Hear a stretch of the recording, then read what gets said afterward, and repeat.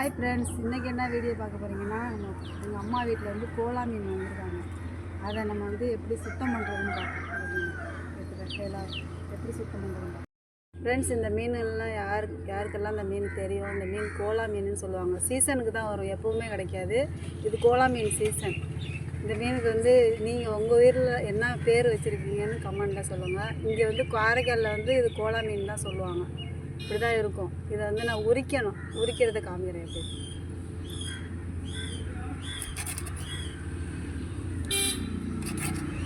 இதை உரித்து மண்டையை வெட்டிடணும். மண்டையை வெட்டிட்டு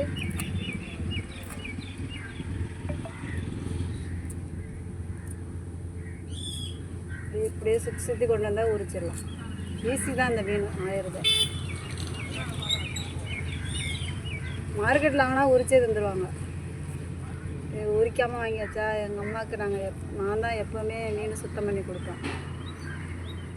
அதனால் நீ கடை வேலை முடிஞ்சோன்னா சுத்தம் பண்ணி கொடு. நாங்கள் வாங்கலை மீன், அம்மா வீட்டில் மட்டும்தான் வாங்கியிருக்காங்க. சரி, உரிச்சாச்சு. இதோட வயிற்றில் ஒரு முள் இருக்கும். இதை எடுத்துடணும். எடுக்காமல் யாரும் செய்யாதுங்க. நான் வயிற்றோடய வெட்டி போட்டேன். விட்டுட்டு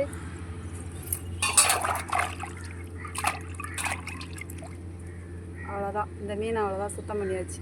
இதை மாதிரி எடுத்து இதை வந்து வறுத்து சாப்பிட்டா நல்லாயிருக்கும். எப்படின்னா, தேங்காய், ஜீரகம், காஞ்ச மிளகா, மஞ்சத்தூள், உப்பு இதெல்லாம் போட்டு மிக்சியில் அரைச்சி அப்படியே இதில் தடவி ஒரு 1/2 மணி நேரம் வச்சுருங்க. 1/2 மணி நேரம் வச்சதுக்கப்புறம் தேங்காய் எண்ணெய் ஊற்றி தோசைக்கல்ல வச்சு முழுசாக அப்படியே வறுத்து சாப்பிட்டா சூப்பராக இருக்கும். இதுதான் இந்த மீனோட வீடியோவை.